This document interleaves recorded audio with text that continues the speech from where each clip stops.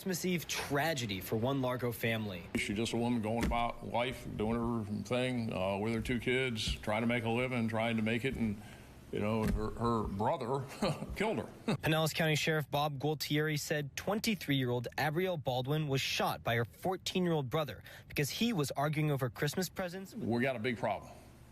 And I've never seen it as bad as it is with the number of crime guns that are on the street. Sheriff Gualtieri said in the last 30 days, his office recorded 17 guns stolen from unlocked cars. He said people need to lock up their cars and guns and asked the legislature to make the penalties tougher for kids caught with guns. The laws need to change. We need to get serious and then we need to get tough, and these kids need to get locked up. Send a message.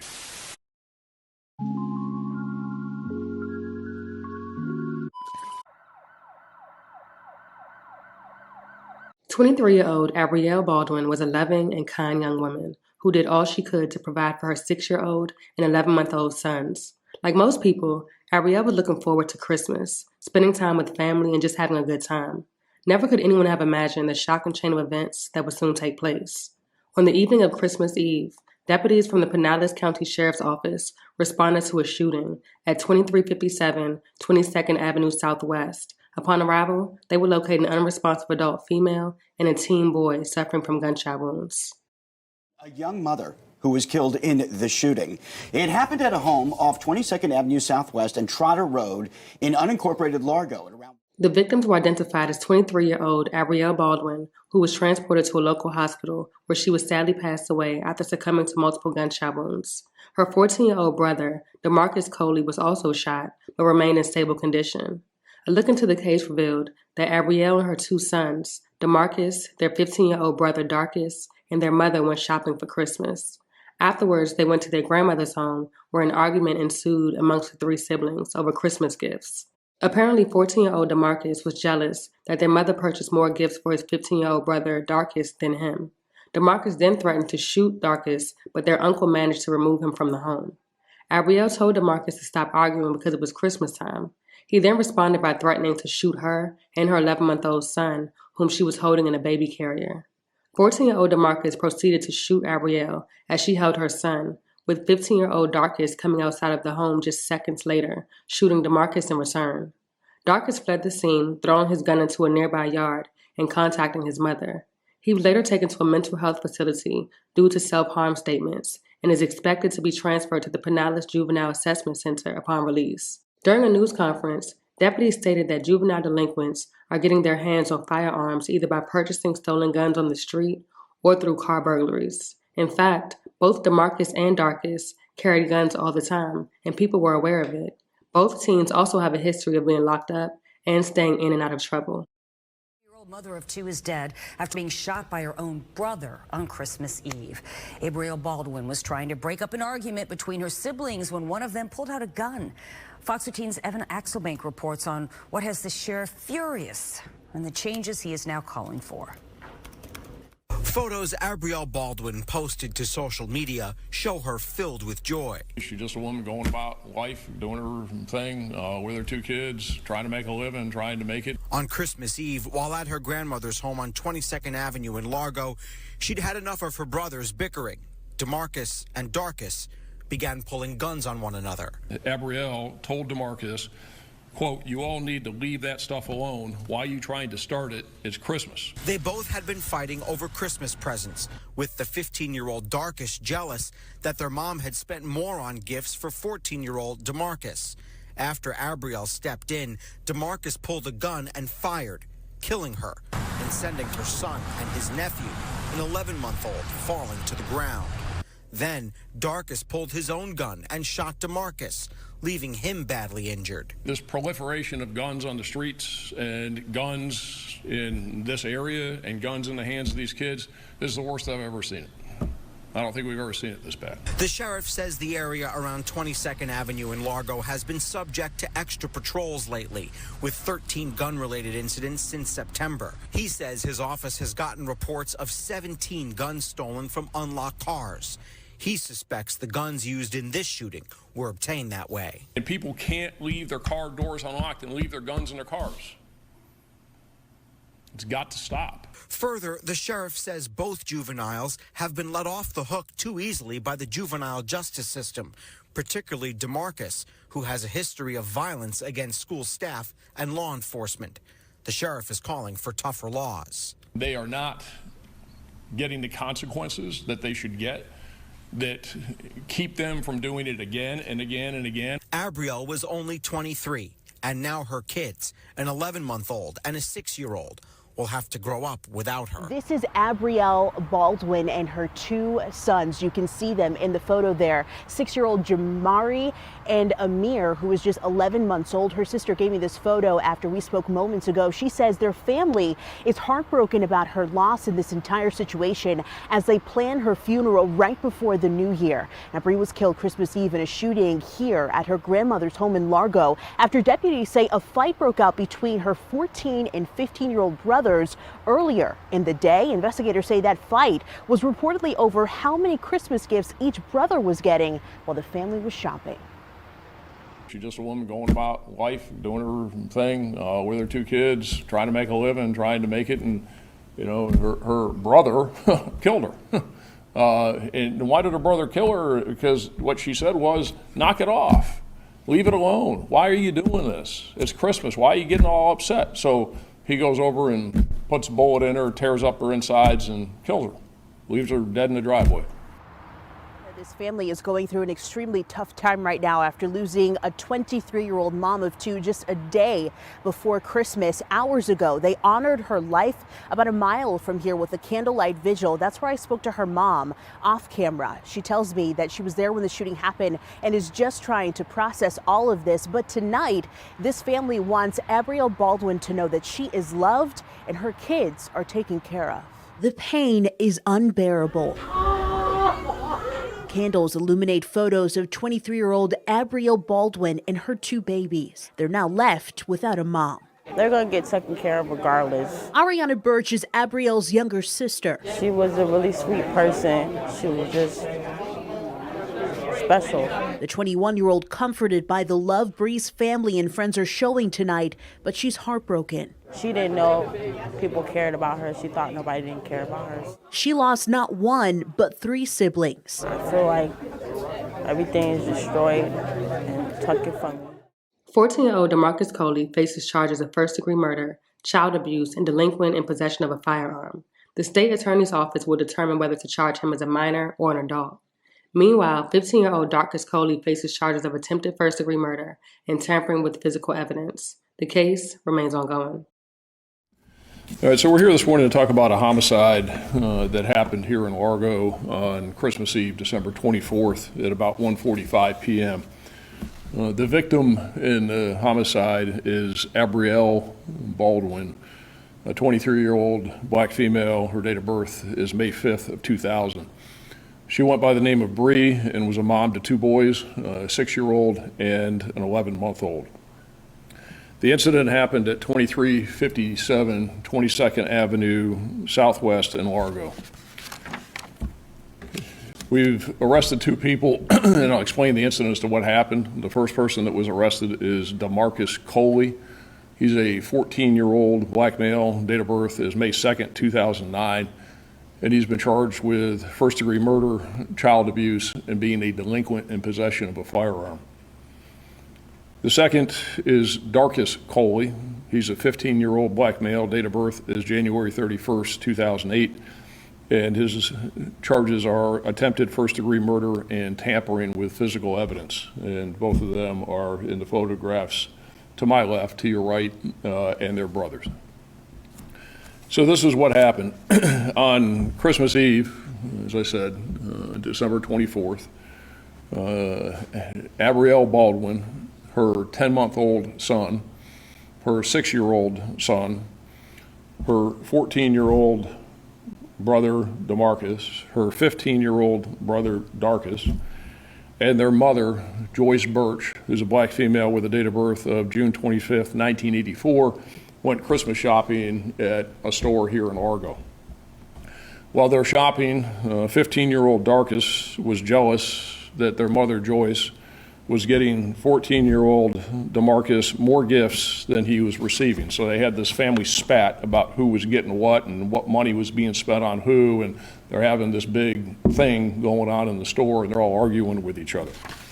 They left the store and headed to their grandmother's house, which is where the incident happened, at 2357 22nd Avenue Southwest in Largo. They all piled into one car, and they were heading over to her house. The Coleys, along with Joyce Birch, lived at 608 Westminster Boulevard in Oldsmar. They were going to their grandmother's house because she was going to watch Bree's 6-year-old and 11-month-old baby when she went to work. So they got there to this house on 22nd Avenue Southwest at about 1:45 p.m. on Sunday. Darkus, who's the 15-year-old, entered the home and went into the kitchen with his grandmother. DeMarcus, the 14-year-old, stood in the doorway because, again, they're all arguing, and they're having this big spat about what happened while shopping and who's getting what and who didn't get what for Christmas. So this is just normal what people do when they have these young kids getting spats like this. And of course, I'm saying this sarcastically because he's all mad at his brother about what his brother was getting and is not getting. He stood in the doorway and he took out his .40 caliber semi-automatic handgun and he pointed it at Darkus and told him he was going to shoot him in the head. So you got the 14-year-old who's mad at the 15-year-old because mom's not buying equal amounts of gifts. They get to grandma's house and he takes out his gun and tells him he's going to shoot him in the head. So DeMarcus tries to get Darkus to fight. Darkus said he didn't want to fight and told him to get out of the house and he didn't want anything to do with him. One of the boy's uncles was present in the home and he separated them by moving DeMarcus out of the house and moving him out into the driveway area. This is the house here to my right, again to your left, and that's the door where he was standing into, and that's the driveway area that he moved him out to where this happened. And so DeMarcus left the doorway. Darkus is still in the house in the kitchen. DeMarcus was standing by a parked vehicle in the driveway when Abrielle told DeMarcus, quote, "You all need to leave that stuff alone. Why are you trying to start it? It's Christmas."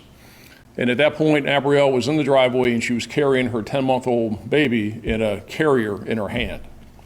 DeMarcus then began arguing with Abrielle and used some very, very derogatory language that I won't repeat at all, and all kinds of profanity. He was calling her a whore and all kinds of other stuff, and stated that he was going to shoot her and that he was going to, quote, shoot the baby too. DeMarcus then moved toward Abrielle and shot her in the chest with a .40 caliber semi-automatic handgun, again, while she's carrying the baby. Abrielle fell to the ground, so did the baby. The baby wasn't hurt because the baby was in a carrier. So when DeMarcus falls to the ground, Darkus comes out of the house. And again, Darkus is 15, and he takes out his .45 caliber semi-automatic handgun because, again, and I'll say this sarcastically, just normal that all these kids, that's what you do, right? You just carry handguns. When you get in a spat with your sibling, you take out your guns and you have a gun battle. So he takes out his gun and tells DeMarcus, so Darkus tells DeMarcus, quote, "You shot my MF sister," and then Darkus shot DeMarcus one time in the stomach. So DeMarcus falls to the ground, and when Darkus shot DeMarcus, DeMarcus was unarmed. And there's about an 8-second gap between the time that DeMarcus shot Bree and then Darkus comes out and shoots DeMarcus. And when he shot him, he no longer had possession of the gun. Darkus, the 15-year-old, then ran, threw his gun in a nearby yard, fled to a relative's house up in Clearwater, where we subsequently arrested him. Unfortunately, Abrielle Baldwin was transported to Largo Medical Center Hospital here in Largo with a single gunshot wound to her chest, and she was pronounced dead at the hospital. Basically, the round went in through her left arm into her chest area, went across, went into both lungs, all kinds of internal bleeding. She bled out and it popped both lungs. She couldn't breathe. DeMarcus was transported to a hospital where he underwent surgery. He's in custody, remains in the hospital, is in stable condition, and upon release, he'll be transferred to the custody of the Florida Department of Juvenile Justice.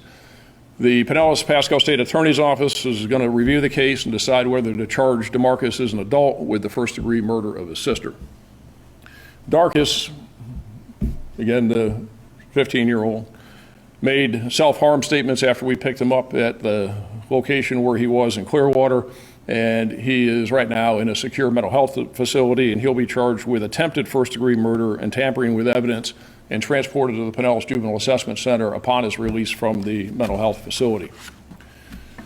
The .40 caliber handgun that DeMarcus used to shoot his sister was recovered at the scene, and the .45 caliber handgun that Darkus used to shoot DeMarcus has not been recovered. Again, when he ran, he tossed it in the backyard. We've searched that area out there. We can't find it.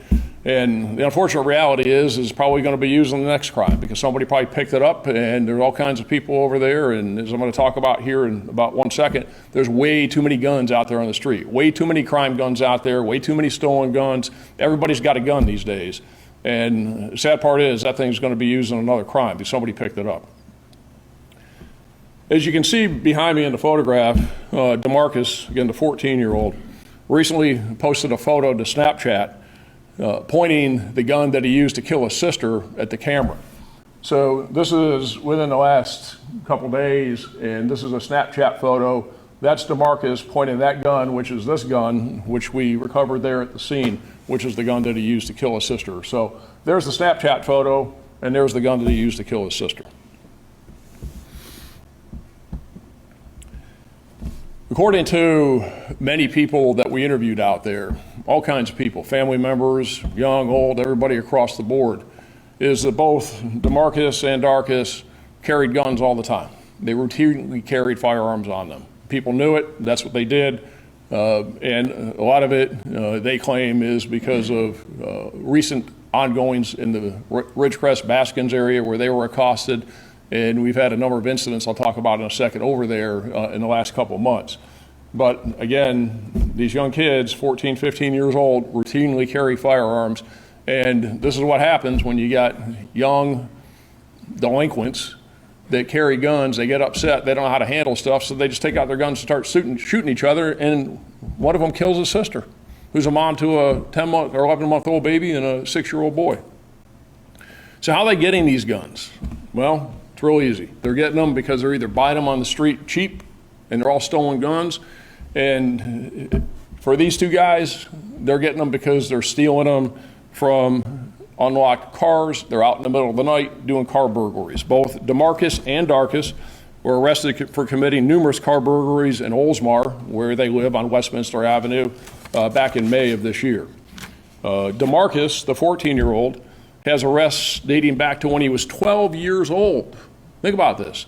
He has arrests dating back to when he was 12. He's only 14 now, okay, but 2 years ago he has arrests for being a minor in possession of a gun, grand theft auto burglaries, loitering and prowling, disorderly conduct, battery on a school employee, and battery on a law enforcement officer. He's only 14. Darkus was also arrested in May for committing numerous auto burglaries.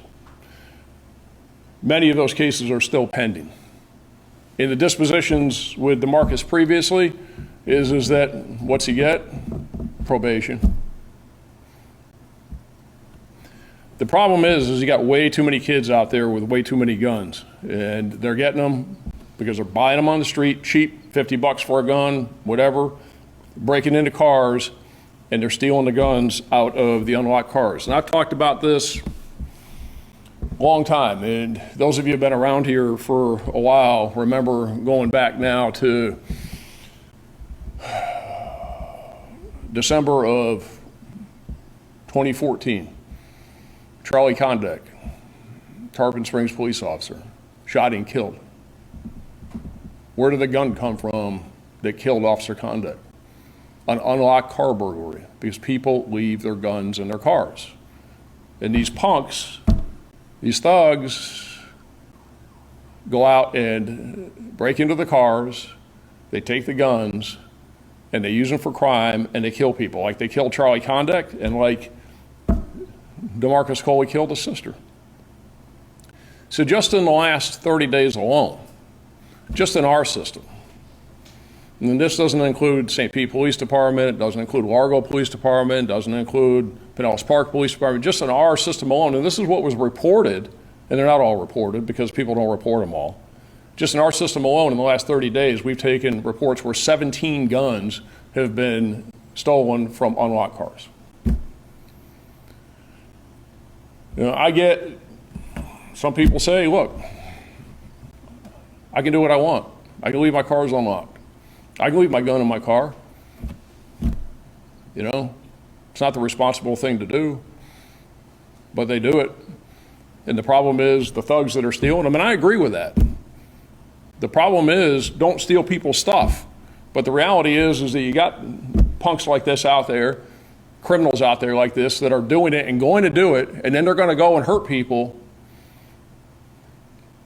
And people can't leave their car doors unlocked and leave their guns in their cars. It's got to stop.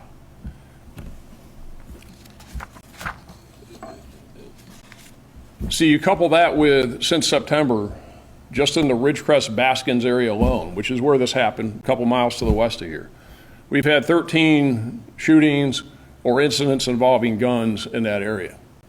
And according to everybody, everybody's carrying guns over there. All these kids are carrying guns. And again, they're getting them from where I just said. So this proliferation of guns on the streets and guns in this area and guns in the hands of these kids, this is the worst I've ever seen it. I don't think we've ever seen it this bad. I really think that we need tougher laws to deal with these kids. As you can see with their criminal histories, they are not getting the consequences that they should get that keep them from doing it again and again and again, or deterring others from doing it again and again and again. And I really hope the Florida legislature in the upcoming legislative session will get serious about it and will pass legislation that will hold these kids accountable and help us to slow this down. Because if we don't slow it down, we got a big problem. And I've never seen it as bad as it is with the number of crime guns that are on the street and the number of shootings and the number of people that we come across that are illegally carrying guns. And again, they're getting them out of unlocked cars. That's primarily where they're coming from. And all we can do is ask people, really plead with people, don't leave your guns in the unlocked cars. And deal with people like this. Enough of this slap on the wrist. Enough of this, you get arrested because you got a gun, you steal a car, you hit a cop, battery on a school board employee, that was another charge that DeMarcus had. You got all this stuff, and what happens to him? Oh, well, he's only 14. He really doesn't understand what's going on. We'll just give him probation. It's not working. It is not working. And if you do what you've always done, you're going to get what you always got. It needs to change.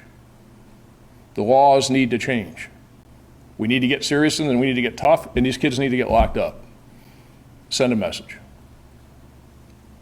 So now you got a 11-month-old and a 6-year-old boy that their mom's dead. You don't ever get undead at the hands of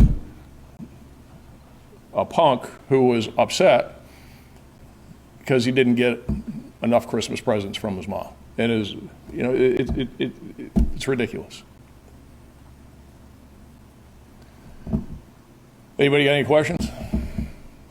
You mentioned grandma and uncle were home at the time. Were they involved in any way? How are they doing at this point?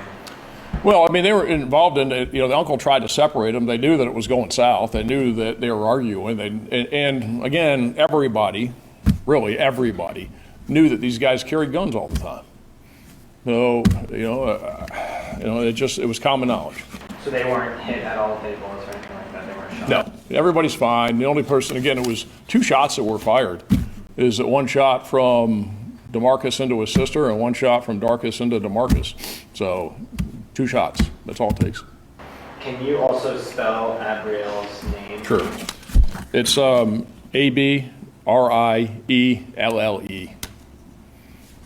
Last name? Baldwin. Baldwin. Sheriff, you were really specific there on the length of time between the two shots being fired. Just curious how you can be that specific. There's an audio recording of it. 911 was called or something. There's a neighbor that has outdoor cameras, and while the shooting itself is not captured on the cameras, the audio of the shooting is. So you can hear shot, and then 8 seconds later, the second shot. That's how we know. Can you just, you said a few words already, can you just say a little bit more about Abrielle and what you know about her, and now, she's got 2 kids, what's going to happen to them now? Sure. Yeah, I don't know. I guess mom, grandma, somebody will step in, take over. She was working at an assisted living facility. She's just a woman going about life, doing her thing with her 2 kids, trying to make a living, trying to make it, and her brother killed her. And why did her brother kill her? Because what she said was, knock it off. Leave it alone. Why are you doing this? It's Christmas. Why are you getting all upset? So he goes over and puts a bullet in her, tears up her insides, and kills her. Leaves her dead in the driveway. So they're all brothers and sisters here, right? Just all siblings. Yep. So Bree, DeMarcus, Darkus, they're all brother, sister. Yep. And again, it goes back to, there's a reason why the law says it's not strict enough. Right now, and I hope this changes this legislative session, right now a minor in possession of a firearm is a misdemeanor. This guy's had prior minor in possession charges. You don't get anything out of it. There's no consequence for it. And this is why the law, though, says that kids shouldn't have firearms. But the law doesn't mean anything to people like this. They don't care about the law. I mean, they're out breaking into cars in the middle of the night, stealing guns, doing all kinds of other stuff, loitering and prowling, all the stuff that's in his history, hitting cops, hitting school board employees, everything else. They don't care about that stuff. But there's a reason why they can't have. They're not old enough to understand and have the right coping mechanisms to deal with the stuff when they are upset. I mean, the fact that you get upset, you get 2 14, 15-year-olds that get upset with each other because one got more, I mean, that happens. I mean, that's kid stuff. But not with guns. Where are you at in terms of the testing of the firearm you do have? I assume you'll try to figure out if someone ever reported this gun stolen or whatever. Yeah, so we're obviously looking at that. That's a big part of the investigation. Right now, I can tell you that the .40 caliber that DeMarcus had that we recovered was that Smith & Wesson, which is that one, the one you see behind me here, is that it is not in the system been reported as stolen. It's stolen. It came out of a car. Somebody just didn't report it. And sometimes they report it as stolen, and they'll report their gun stolen, but they don't have the serial number because they don't keep it. So they report it to us, but we can't put it in the system, or another agency can't put it in the system unless you got a serial number for it. So it may well have been reported, but nobody had the serial number, or it wasn't reported. It's stolen. So we have some systems that we can use through the U.S. Bureau of Alcohol, Tobacco, and Firearms, through ATF, where we can check the projectiles to see if that gun has been used in other crimes. And we're in the process of doing that. That takes some time. Now, the second gun that Darkus had, we haven't recovered. We've got casings from it, from the firing of the firearm, but we don't have the firearm itself. Like I said, that's still out on the street, unfortunately. Do you have a picture of Abrielle that we could use? We'll see if we can get you one. I'm not sure if we do. We'll see if we can get you one. So, Sheriff, I was wondering, you are asking for changing the laws because right now they are not strict enough. We have this violence, this gun violence with teenagers. So right now, if the authorities would be to stop these teenagers with these guns that are stolen, what will happen to them? Well, today, with a lot of the offenses that kids commit involving guns is that there's no mandate that they go into what is called in the juvenile system residential programs, which is really jail or prison, that they get sentenced to a period of time. You get these kids that are minors in possession of firearms. 14, 15-year-olds like this shouldn't have guns. 14, 15-year-olds with dad or grandpa going out hunting, that's fine, go for it. It's responsible, there's no issues with it. But 14, 15-year-olds carrying guns in their waistbands, walking around the neighborhood, just waiting for something to happen, no. And the problem is that today it's a misdemeanor. You're not going to get anything. And so they're doing it with impunity. They're walking around with these guns with impunity. And, when you score under the guidelines by committing these car burglaries, and they're taking these guns, or they're just out there committing these car burglaries, that they're doing the grand thefts, and they're doing all what they're doing, is that the consequences aren't there. And this is where you end up with these kids, that it takes many, many, many times for them to score at the right level where there's consequences. So what I'm saying is that we need to change it, and we've got to provide some swift, harsh consequences up front to punish the conduct and to deter the misconduct of others, and have there be some skin in it. Make them realize that this is going to be unpleasant. And avoid a tragedy like this one. What's that? And avoid a tragedy like this one. Yeah, no, try and avoid the tragedy. That's what we want to do. That's the whole reason for it, is to try and avoid the tragedy, like you said, and try and keep it from happening. And the only way to do it is to send a message. And the message is, we're not going to put up with it. But unless the consequences are there, we can say we're not going to put up with it, but guess what? We as a society, we as a criminal justice, we are putting up with it, because we let them have these multiple bites at the apple. I went through what DeMarcus's criminal history is, and he's got all this stuff in the past, and he doesn't care. Obviously, he doesn't care, because if he cared, he wouldn't do it. How long ago was his most recent arrest? A few months ago. Both of them have equal type histories and charges. Actually, DeMarcus has more than Darkus does. Darkus's history isn't that extensive. DeMarcus's history is pretty extensive. It is less, actually. Yeah. Is there a plan for increased law enforcement activity in the neighborhood where this occurred? We have been. We've had increased presence and patrols out there in the last couple months because of this problem with guns. But in this type of a situation where it's used in a domestic type environment, we could put 1,000 cops out there, ain't gonna stop it. So what we're trying to do with the increased patrols out there is deal with the street crime, deal with people that are using the guns when they're selling drugs, when they're doing robberies, when they're carjacking, when they're doing all kinds of other street-related stuff. And we're trying to get the guns off the street, and we've had some success with it by being very intensive with the patrols that we've had out there and putting extra people out there. So we have and will continue to do that. But there's nothing we can do to stop that other than get the guns out of these guys' hands and not have them have guns to begin with. We can't stop that kind of thing. There's nothing we can do on that directly. Now, indirectly, again, with what I'm talking about and consequences in the system and people not leaving their guns in their cars, those kinds of things. But we could put a cop on every street over there in Ridgecrest Baskins or in any other community, and that's not going to stop that. When it comes to talking about people leaving their guns in their cars or leaving them unlocked, is there any kind of penalty towards them if that gun is found to be stolen? I mean, do you think something like that needs to change as well? No, it is that, and the question is, and this comes up, because as you're asking the questions and people watching, they can't hear the question. So it's the question is, should there be consequences against people for leaving their cars unlocked and leaving their guns in their cars? Is there consequence was your first question, and the answer was no. And the second question, should there be?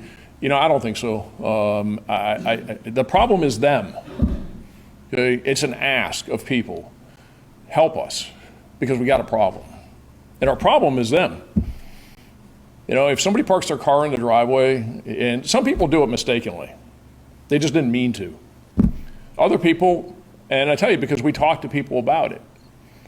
And some people say, look, this is my property, this is my house, this is my car, this is my driveway. If If I want to leave my car unlocked and I want to leave my wallet and my gun and my stuff in my car, I should have a right to do that. And, they got a point. But, okay, I hear you, and you're right. And that's why there shouldn't be any consequence for it. But we got a problem, so help us.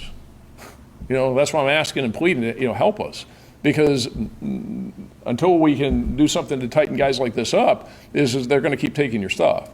But people do it, and some people, again, make a mistake. Others, that's just what they do, is say, I'm just not locking my car. Yeah. And you said he was shot in the stomach. Is he still in the hospital right now? He is. What's his condition? He's stable. Well, he's torn up pretty good. His intestines, they had to remove part of his intestines and do some other things in surgery, but he's stable. He'll be in the hospital, probably the best projection. I just got off the phone before I came down here. Best projection is he'll probably be in the hospital for about a week or so. And then again, we'll transfer him to the Department of Juvenile Justice custody once he's released from the hospital.